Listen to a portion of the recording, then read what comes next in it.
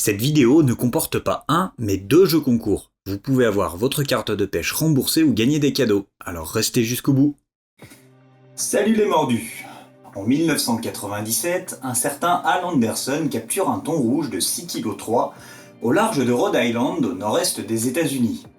Dans le cadre d'une étude scientifique menée par la NOAA Fisheries, le poisson est marqué à l'aide d'un petit bout de plastique numéroté qu'on appelle un spaghetti.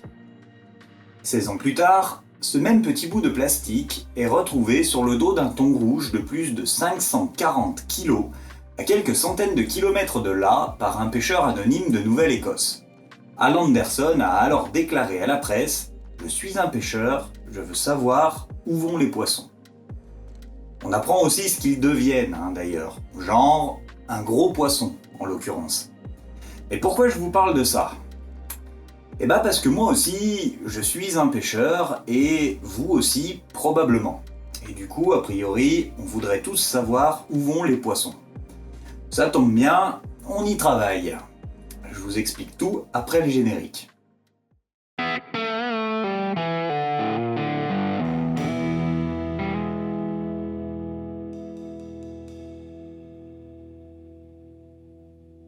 Il y a à peu près un an de ça, à la fin d'un conseil d'administration de mon AAPPMA, l'Union des pêcheurs de Paris, on causait depuis une bonne demi-heure de nos rempoissonnements au brochet, et de la possibilité ou non de voir une population se réinstaller dans Paris. Et alors que chacun y allait un peu de sa petite théorie sur la question, j'ai fini par évoquer la possibilité de les marquer, histoire de voir s'ils étaient capturés et où. C'est comme ça qu'est venue, de notre côté, l'idée de mettre en place une étude, à notre échelle, sur la question. Mais parallèlement à ça, la Fédération interdépartementale de Paris et Petite Couronne a eu à peu près la même idée, incluant également la carpe dans leur réflexion. C'est comme ça qu'est né le projet d'une étude sur 2 espèces clés, coordonnée sur 4 départements, histoire d'en apprendre un peu plus sur la manière dont se comportent les poissons introduits en soutien des populations sauvages dans les zones urbaines. Cette étude, je vous en parle aujourd'hui et je vous en reparlerai certainement plus tard. Parce que vous allez voir, les perspectives sont multiples et nourrissent plusieurs projets. Mais ça, on y revient dans quelques instants. Et au passage, pour moi, c'est l'occasion aussi de vous montrer qu'il est possible de faire des choses sans être au CA d'une fédération ou de la FNPF. Pour beaucoup de sujets très concrets, c'est en bas de chez vous que ça se passe, alors 2 choses. Abonnez-vous pour suivre cette petite histoire, et engagez-vous pour écrire la vôtre. Et bien sûr, vous allez aussi pouvoir apporter des chapitres à la nôtre d'histoire, puisqu'on va avoir besoin de vous. Si vous pêchez le brochet ou la carpe en Île-de-France, et que vous capturez un spécimen porteur d'un spaghetti comme celui-là, voilà la démarche à suivre. Et après, promis, je vous en dis plus sur ce qu'on a fait et ce qu'on en attend. Si vous capturez un poisson marqué, donc, il faut en informer la fédération interdépartementale, en l'occurrence donc la fédération de Paris et Petite Couronne, en rapportant le numéro du spaghetti, la date et le lieu de capture, la taille du poisson et son poids, si possible, la technique de pêche utilisée et ce que vous avez fait du poisson. Alors au passage, dans ce genre de cadre, c'est toujours mieux de le relâcher, évidemment, puisque s'il est capturé plusieurs fois, ça va considérablement enrichir nos données. Voilà, et à ça, si vous pouvez ajouter vos coordonnées et une photo où on voit bien le spaghetti, c'est mieux. Sur les pêcheurs qui auront rapporté une capture, 5 seront tirés au sort et verront leur carte de pêche 2022 remboursée par la fédération. Et du coup, moi j'ai décidé d'en rajouter une couche. J'ai appelé Greg de Fishfriender qui a accepté d'offrir 2 comptes scale d'1 an au premier d'entre vous qui m'enverront un rapport de capture complet d'un des poissons marqués avec l'Union des pêcheurs de Paris au cours de cette vidéo, avec photo à l'appui évidemment. Un compte scale pour la première carte marquée qui me sera envoyé et un pour le premier brochet. Fishfriender, je vous en avais déjà parlé, et le compte scale, ça vous permet d'accéder à des statistiques super intéressantes pour la pêche, à des infos sur les conditions de votre prochaine session, à des réductions sur des sites de vente de matériel de pêche, et surtout à l'indice de pêche, une fonctionnalité expérimentale qui apprend toute seule grâce à la magie de l'informatique à conjuguer les différentes conditions pour essayer d'anticiper le potentiel de vos sessions. C'est assez rigolo à tester, surtout quand on a un petit côté geek. Perso, j'ai eu d'assez bons résultats sur les salmonidés de mon côté, et je vais me repencher un peu dessus cette année, donc n'hésitez pas, si vous l'avez, à me faire part aussi de vos retours. Bon, et surtout, maintenant, vous savez quoi faire pour en avoir un gratuitement pour 1 an, alors à vos cannes à pêche et go faire une session à Paris les gars. Bon, le lieu de capture évidemment c'est vous qui voyez, mais ça doit être un poisson qui a été marqué à Paris. Vous allez voir au cours de cette vidéo le lieu précis du rempoisonnement, d'autres informations, à vous d'élaborer vos théories pour traquer ces poissons en particulier, d'imaginer où ils ont pu aller et d'arriver à les capturer. Franchement, j'espère que vous allez jouer le jeu et vous lancer dans cette petite chasse au trésor halieutique. J'ai vraiment hâte de découvrir comment ça se sera passé pour vous, comment vous vous y êtes pris, etc.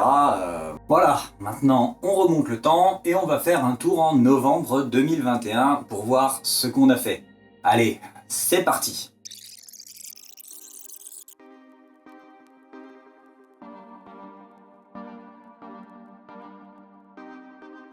Nous voilà donc en bord de Seine pour cette opération d'une envergure au départ inattendue. Le pisciculteur est déjà sur place alors que la fédération se prépare pour l'opération de marquage et que nos bénévoles sont déjà en train de relâcher certains poissons.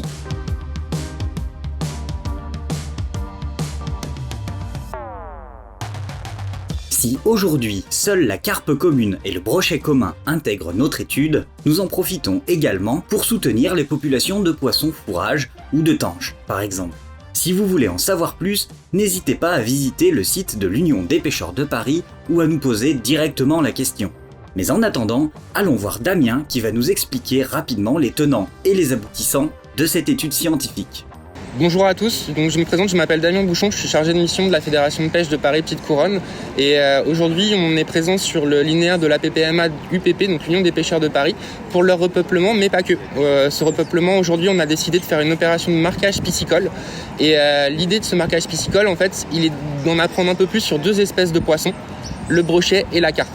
Donc en gros on a décidé de marquer des brochets et des carpes pour savoir avoir des informations déjà sur le retour de capture de ces poissons issus de repeuplement, avoir des informations sur les distances parcourues par ces poissons si possible, entre guillemets, savoir par rapport au point où on est aujourd'hui qui est des Saint-Pères, si les poissons sont dévalés ou ont remonté la Seine.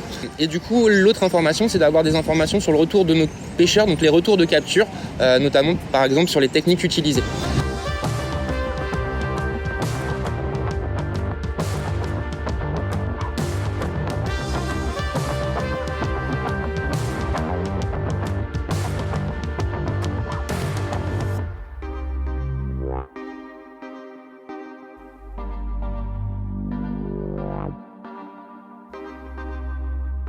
Dans un premier temps, nous faisons séjourner les poissons quelques instants dans un bain d'eugénol. Cette substance est anesthésiante et a pour effet de les calmer, ce qui rend leur manipulation plus facile. Ils sont ensuite mesurés, puis marqués à l'aide du pistolet à spaghetti. Ils passent ensuite à la pesée et nous consignons toutes ces données dans un tableau, elles nous seront utiles plus tard. Les poissons sont placés dans un bain d'acclimatation, mélangeant l'eau de la Seine et celle de la pisciculture, le temps de reprendre leurs esprits, et ensuite, nous les envoyons dans le grand bain de la Seine.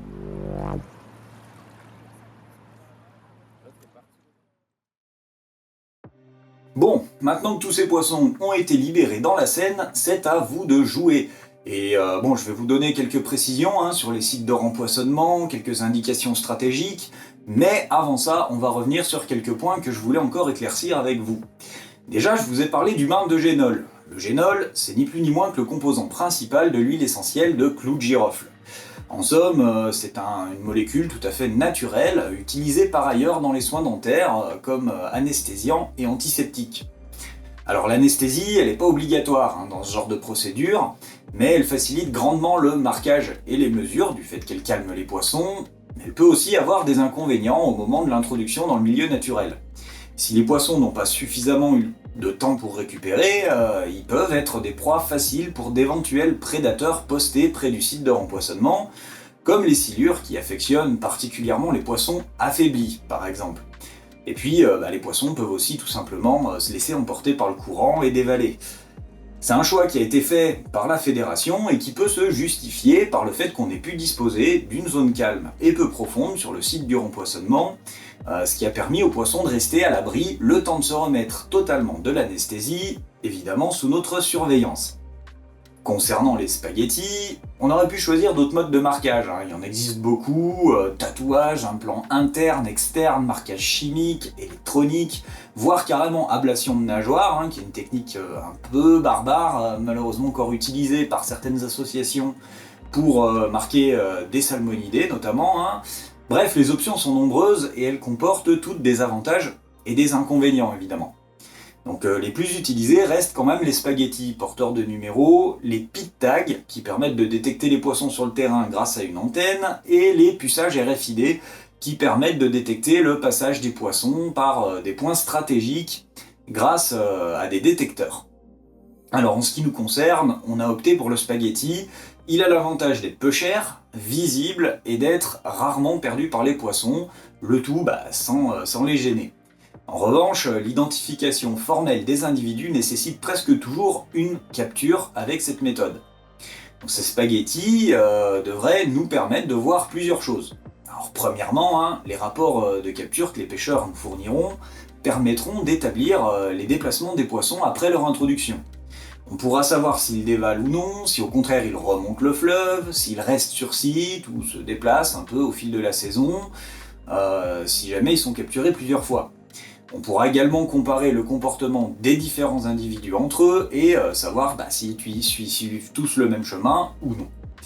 Secondement, les marques étant visibles sur le dos des poissons, elles devraient nous permettre d'établir si les individus introduits participent ou non à la reproduction, puisque les frayères sont souvent peu profondes et visibles depuis la berge ou au pire une embarcation. On espère aussi dresser une cartographie des besoins en termes de frayères ou d'autres structures et qui nous permettront à terme de nous orienter vers une gestion purement patrimoniale avec peu ou pas de rempoissonnement, mais plutôt des installations et un entretien ciblé et adapté des structures dont les poissons ont besoin pour que le milieu soit le plus accueillant possible et offre des possibilités de reproduction efficaces aussi. Et puisqu'on parle de cartographie, il est temps que je vous donne les dernières armes qui pourraient vous servir pour notre petit défi. Voilà donc la carte des rempoissonnements qui ont été menés par les différentes associations et la fédération interdépartementale au lancement de cette étude scientifique. Alors comme vous pouvez le voir, notre position est assez centrale. Certains pensent que les poissons dévalent systématiquement, trop faibles, D'autres comme moi ont un peu plus confiance dans leur capacité à chercher un abri ou se terrer, le temps de se familiariser avec l'environnement, le courant, etc.